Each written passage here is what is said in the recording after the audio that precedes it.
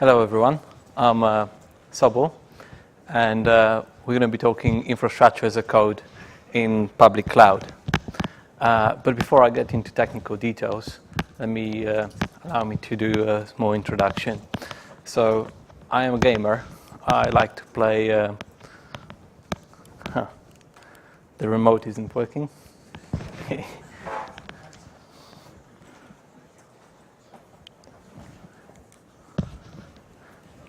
That's simple. I like to play a little bit of Battlefield 4, and just so you have an idea, that 900 hours that I played is roughly worth like 6 months of working days, just a little bit. And then since I remember, I always been a geek, and that's me back in '99. What we could call now Linux meetup. We didn't know it's called that back then, but it was still cool. About my professional background. So I've stayed on the operations side of a business for almost 20 years, and the majority of my career is of that of typical engineer. So like I've done 5 or 6 years for gambling business, and another 3 or 4 for porn business. And I'm currently redeeming myself as a lead DevOps engineer at British Gas. Oil, maybe not so bad. Probably should do like drugs.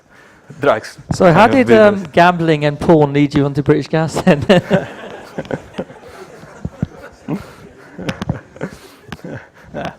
All right, so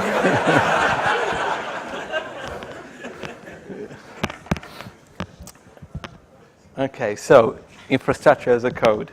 Why would we want to run infrastructure as a code? Well, I don't know about yourselves, but I'm quite lazy. I don't like to do repeat the same task over and over. So I like to just reuse what I already have. And if you do infrastructure as a code, you define blocks of your infrastructure, whether it's a server, network gateway, load balancer, security group. You can just copy paste later on, quick and simple. You get there. And if you decide to implement CI and CD pipeline, you can be lazy even more because you have all the testing done in automatic fashion. And I guess the stakeholders for infrastructure will be happy that you will shorten delivery time of that infrastructure. And in the process, you also make fewer errors. And also, I think you should make your security happy because they will get, well, the environment is secure in the first place, but they will get additional insights and features if you run infrastructure as a code. For example, if you commit something to Git, that change is obviously logged. There is particular time, who did it, why they did it, and that's very useful. And you can go as far, for example, as signing off particular commit, and that describes your current state of infrastructure. If it changes, security will know, and that's very precious as well. And the last bit with automation, with infrastructure as a code, you're closer to doing DevOps. And what I found in practice is that it's almost impossible to do infrastructure as a code on your own when you come from operations background. You need to get guys from network, guys from security and application guys as well working with you, describing those pieces of infrastructure. So what do you need to run infrastructure as a code? Well, you need right tool, and there is quite many to choose from. I guess we start first with native tools. And for example, for AWS, you could use CloudFormation. For something like Azure, you could use PowerShell DSC. And it's a great choice if you only use one cloud because they are the most mature because they're native and they cover they have the widest feature set available of given provider. The problem with this is that if you decide to run multi-cloud, then either you have to learn 2 tools, or I guess you have to use another tool because it's just not, it's not good. Now, you could use something like Terraform. it's quite mature, but it's limited to only one function of provisioning into infrastructure. So if you do want to do configuration management or application deployment, you will have to use different tools.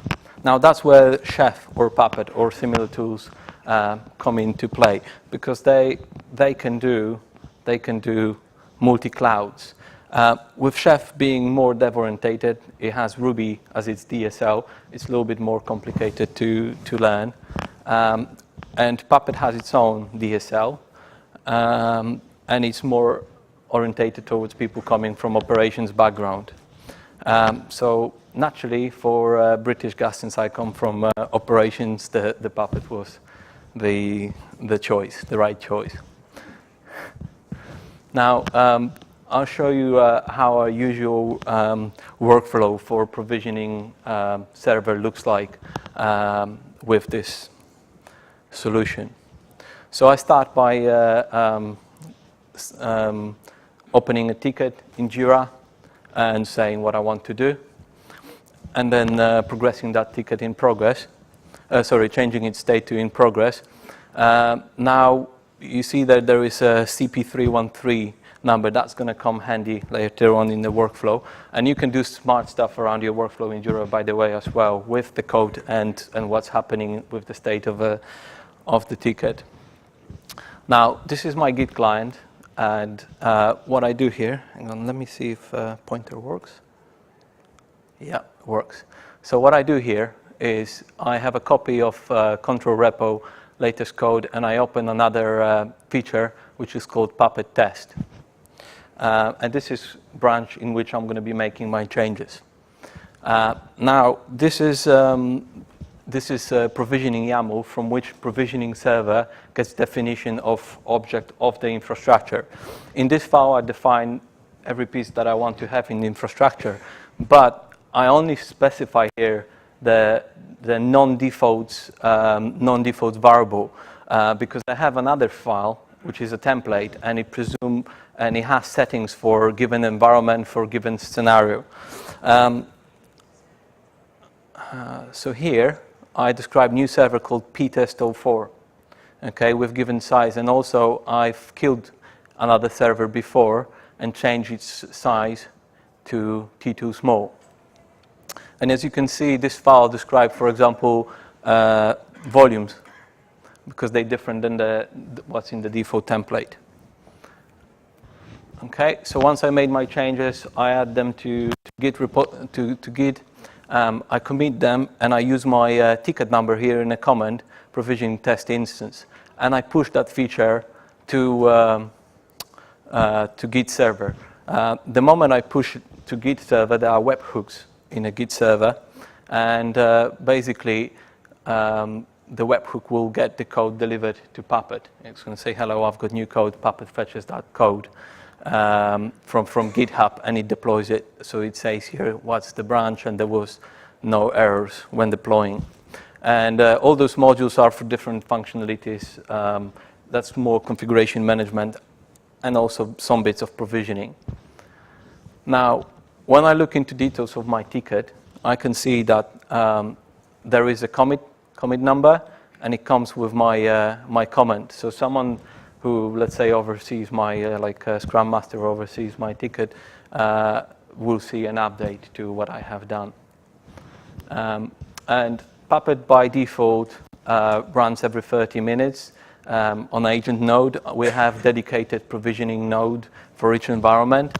And instead of waiting for the 30 minutes for this new server be executed, instead I invoke Puppet with that feature manually.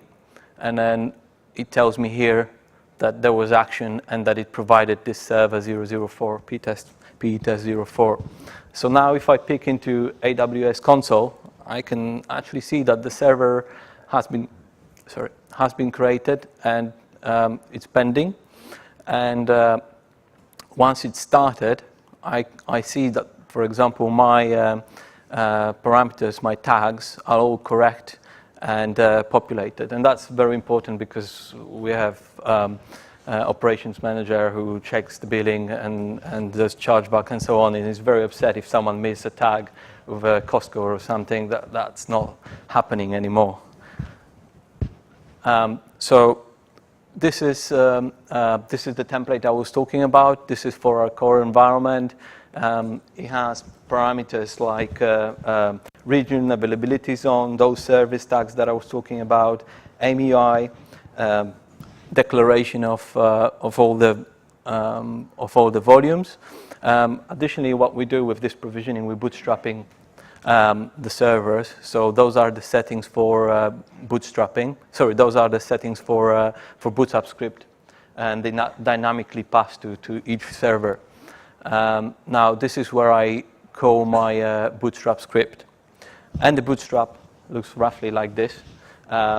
It does all things needed to configure software and application on our server. So, for example, it configures proxy because nothing goes out without proxy in our network.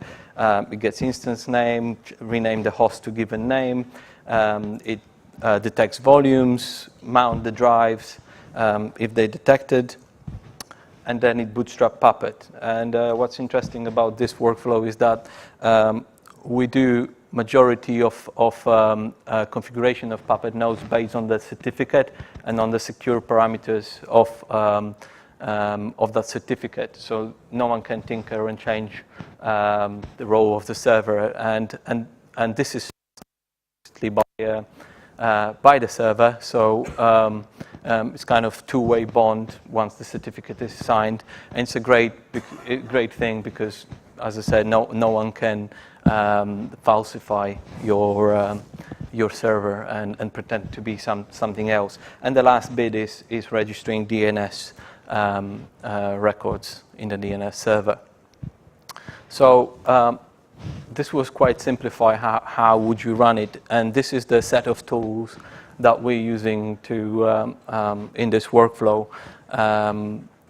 Majority of them you should probably know and can be replaced. You don't need to use GitLab. You can use Atlassian Stack or another Git client and so on. What we do tend to adhere is this Git flow standard of releases. It comes with certain challenges when you do continuous integration, continuous deployment, but it works okay for us. And that would be it when it comes to the presentation. I guess it's out of scope how this whole environment is configured, because it's a big subject to configure all those tools. But I prepared a separate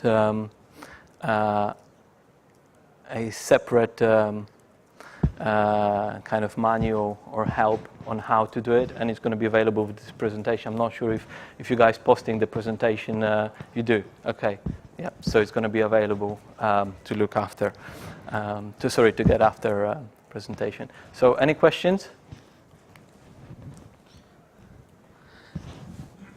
Thanks for that, SoboL. Any questions? Yeah. Okay. Round of applause for SoboL. Thanks so much.